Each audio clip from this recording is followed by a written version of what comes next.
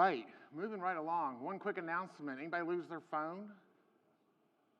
We have found a phone that we're going to auction off at the end, or we're going to give it back to you, and you're going to feel very fortunate that we found it. We've got a phone back there. It's like a flip phone, Sony 900 something. No, I'm just kidding. I don't know, but you'll have to identify it.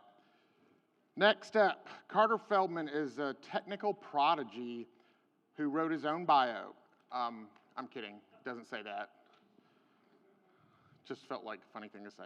Carter Feldman is a technical prodigy whose career began early in his teens when he founded ModPE, the world's first modding platform for Minecraft Pocket Edition, which today boasts over 20 million installs and is used by over 150,000 active developers.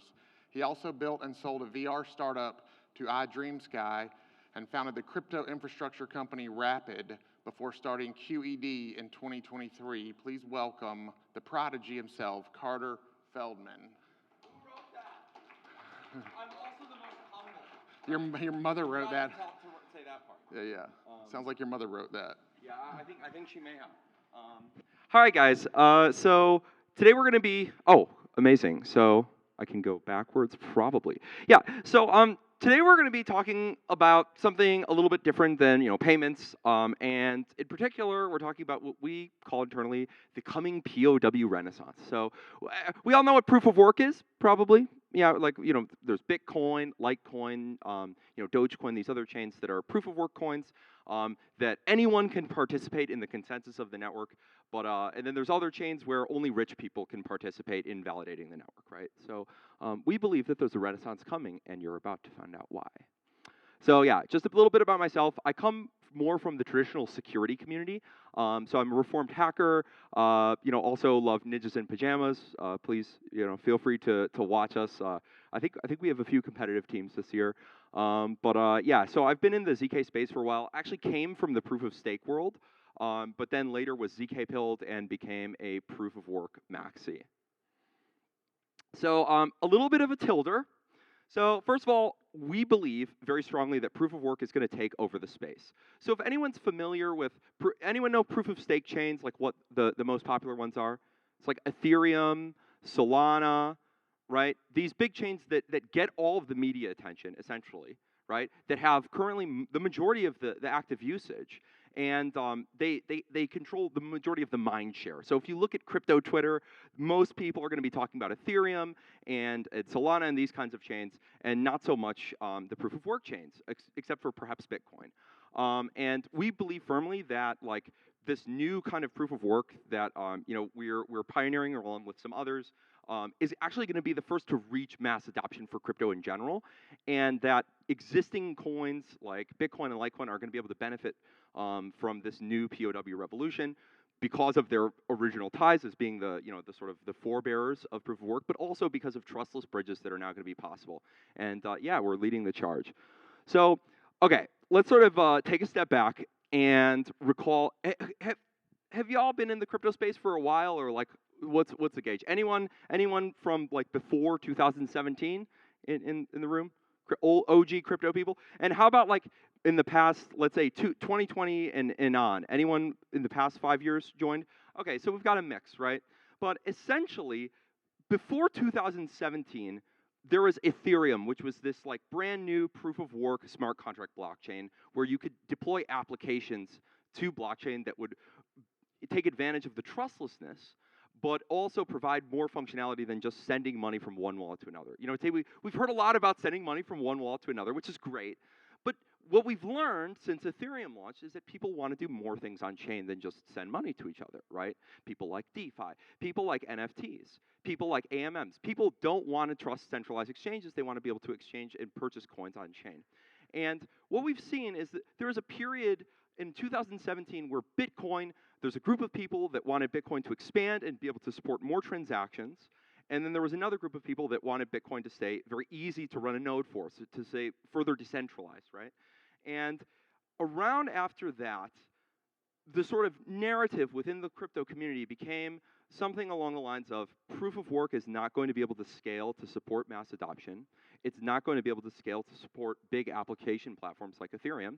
And eventually, we got all of these new chains, you see Cardano, Tron, Solana, EOS, which I used to be a top 21 block producer for, and lots of others came out that were promising to provide this additional functionality and be Ethereum killers, where they're going to be able to scale better than Ethereum. They're going to be able to do new things, and they were all proof of stake.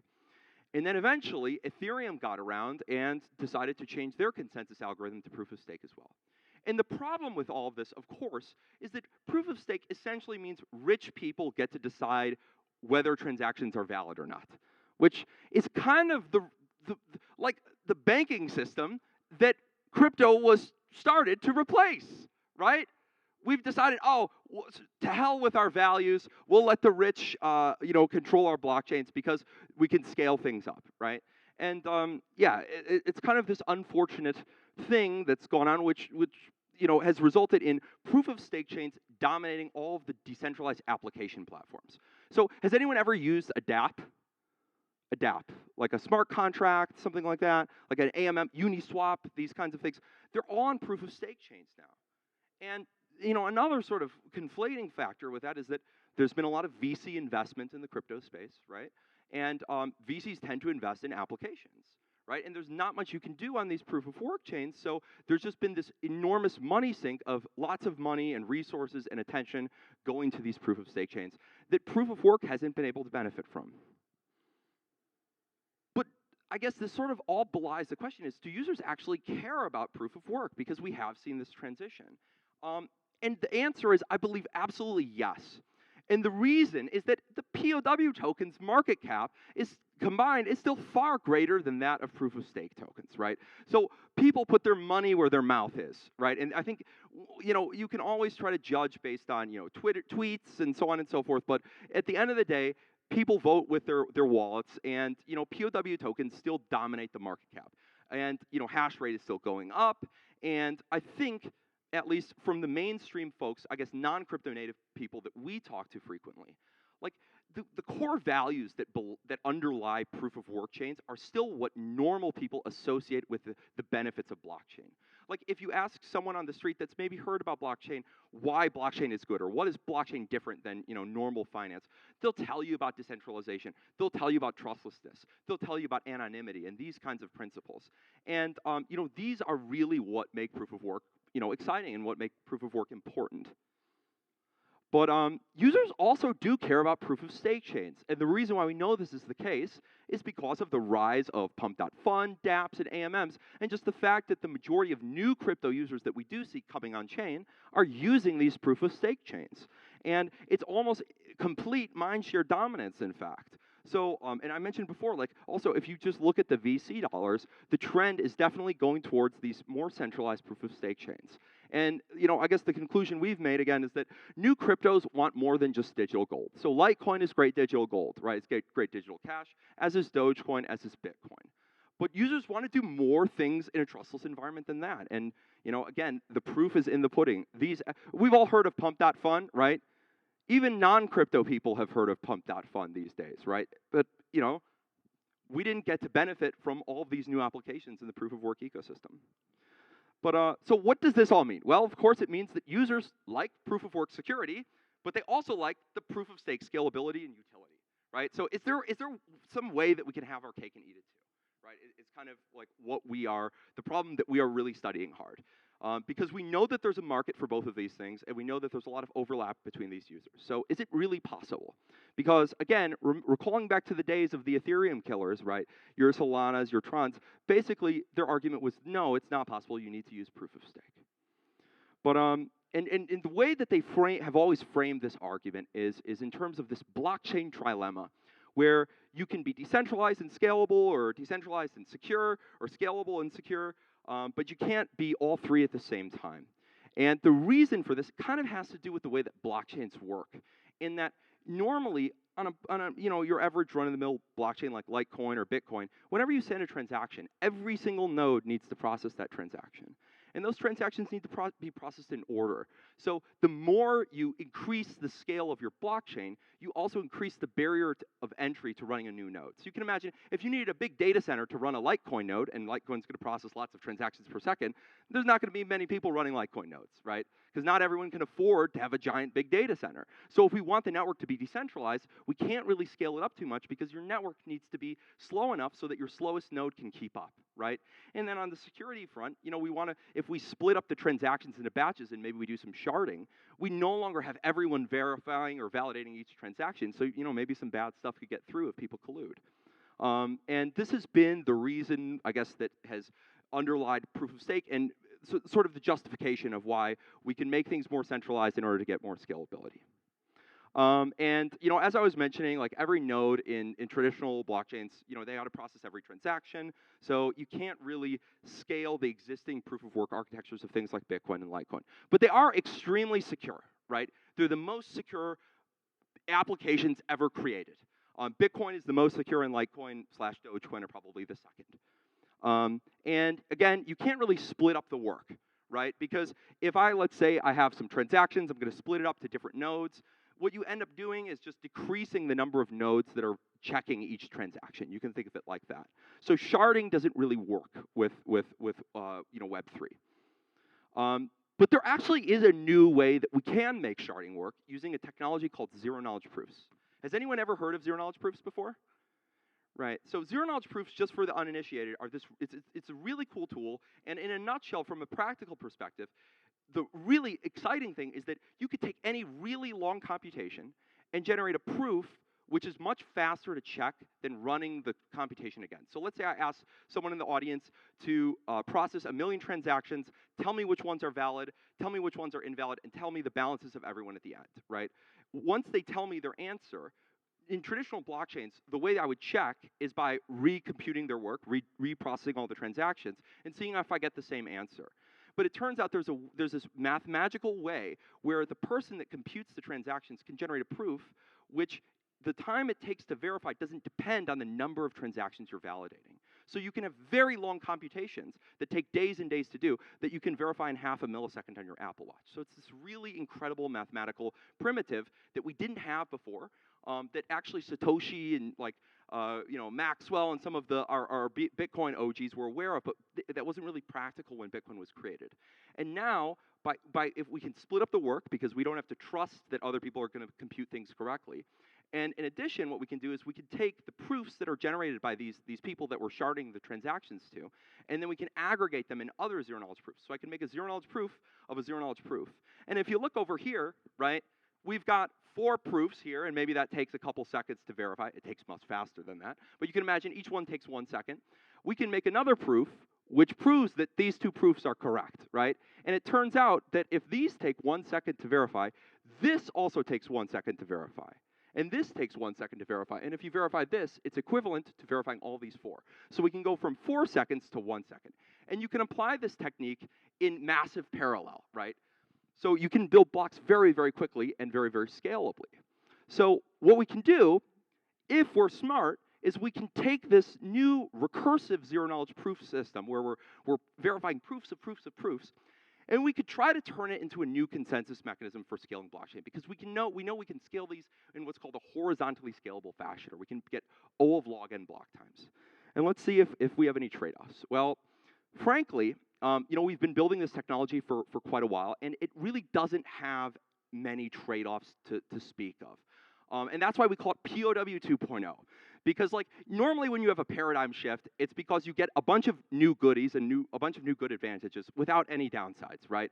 If you let's say, get some advantages like better scalability and sacrifice security, that's generally more like a trade-off or just a revision. But yeah, so we feel that a new PoW renaissance is going to be powered by this new consensus mechanism that we call PoW 2.0. So just a little bit of a rundown of what we're doing here. We call it proof of useful work, or PoW 2.0. And essentially the way it works is users prove their own transactions locally. So if I want to send people money on my own PC, I'm saying, oh, I want to burn X amount of tokens for someone, and then I'm decrementing my balance and proving that the amount I'm decrementing my balance by is the amount that I'm sending. and then I can send my proof off to the network to be aggregated in parallel. And miners earn tokens by aggregating these proofs. So for let's say we have 1 million users in a block, we would send off, so there's going to be 1 million proofs in the mempool, and the miners are going to take all of those 1 million proofs, put them into groups of 2. So now we've got 500 groups of 2, and generate a proof for each group of 2. Then we've got 500 proofs. We're going to group those into 2, convert them into 250,000 proofs, and take 250,000, convert it to 125,000, and so on, until we have one single proof that, if verified, is equivalent to verifying all of the transactions in the block. And again, the really cool thing is that proof, which is, proves that all, 1 million of those transactions are correct, takes the same amount of time to verify as verifying one transaction, right? So it's very, very powerful for not only getting around some of the scaling issues, but also making it very easy for anyone to run their own node, or for anyone to know the exact state of the blockchain. And the really cool thing is that rather than having miners work against each other in this sort of zero-sum game for a block reward, instead, the more miners you have on chain, the more capacity you have, because the miners are working together to prove the block, right? So as we add more miners, we're going to have a better user experience, we're going to have faster blocks, and we're going to have better capacity. And the useful work, I think this is kind of the key takeaway that we want to really, I guess, hammer in, is that the useful work that the miners are doing is they're actually making it very easy and easier to verify a block, right? That's because, as I mentioned, we started with 1 million proofs of all the different transactions, and what the miners are doing is making it easy for anyone to verify that entire block, all 1 million of those transactions, right? So this is just like a little animation, but I guess it was a PDF, so no animation. But you get like O of log n block times, which is really nice because that's kind of like how Facebook is able to handle millions of users, right? We can shard work, we can allow different people to validate different transactions, and then as long as we're verifying their proofs or aggregating their proofs, we don't have to worry about trusting whether or not they did the computation correctly. Because if they did it incorrectly, then their proof would be invalid, and it would be impossible for us to generate a proof which aggregates that proof, right? So we get that same PoW security where anyone can participate in this process, right? But we also get the scalability of something like Web 2. So it's actually more scalable than these highly serial blockchains that are controlled by a few wealthy folks like the Solanas or Ethereums of the world. But yeah, so this is just kind of a better explanation of like I guess the formula of how you would compute the block time for something like this. But yeah, again, O of log n is sort of the key here. 2 minutes left. But yeah, so PoW 2.0, this new thing that we're building is as secure as your traditional PoW chains. It's actually, in some respects, more secure because rather than relying on people to validate transactions, instead the network's working together to prove the transactions are correct, right? So in traditional PoW, you could have a 51% attack where the majority of the hash power is going to be saying, certain transactions which are improperly signed or, maybe don't have the correct balance are correct, and you can, create fake money from that. But with this, it's even if you have all of the compute, you still can't create a false proof. Right? It's just mathematically not feasible. It's of the same order of magnitude of difficulty as like generating a fake Bitcoin signature, right? So again, we have better scale than the PoW chains, so it's really cool. But yeah, and like something that we're really passionate about, and the reason why we're here, and the reason why we're building on Dogecoin and building on Bitcoin and building on Litecoin, is because PoW 1.0 still makes excellent gold, and we don't believe that this new generation of proof of work is going to like replace that. In fact, we think that this new generation of proof of work is actually exactly what the PoW 1.0 chains need to take that traffic, to take those users back from proof of stake.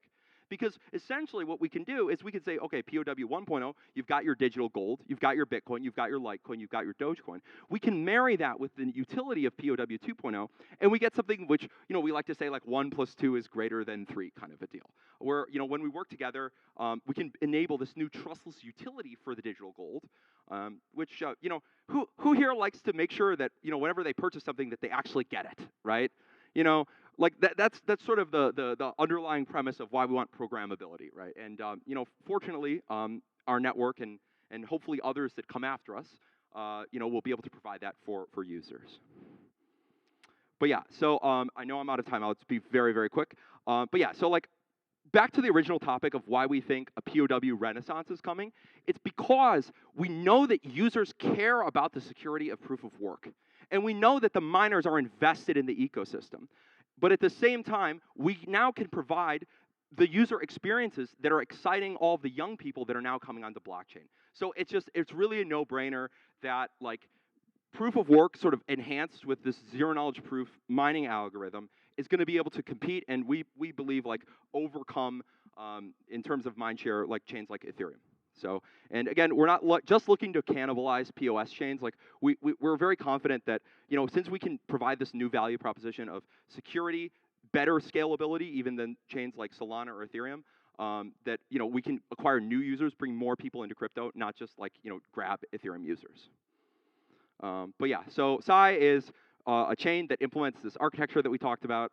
Yeah, you can read more about like the specifics of, you know, how things work, some of the cool things we're building on psy.xyz, or feel free to, you know, follow us on Twitter/X as well. We'll have lots of updates there. So thank you everyone, and really appreciate your time.